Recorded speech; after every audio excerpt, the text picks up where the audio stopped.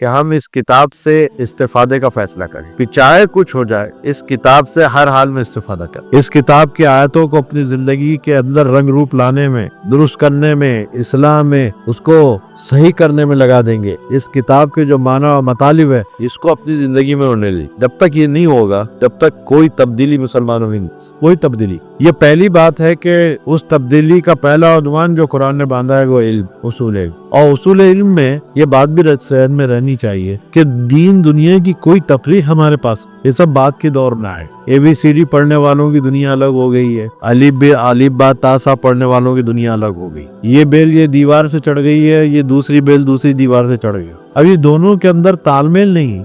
ہم جس علم کی بات کرتے ہیں یہ علوم کے حسین امتزاج کا نتیجہ میں جو علم حاصل ہوتا ہے وہ علم قرآن کہتا ہے۔ ترجیح البتہ یہ دی جائے گی کہ اللہ کا جو کلام ہوگا اس کو ترجیح ادھر سے ہوگی، الف با تا سا کی ترجیح پہلے ہو، اس کے بعد ABCD ہوئی ہے جو بھی پڑھنا ہے پڑھ لیا، ترجیح اس کتاب کی پہلے ہو۔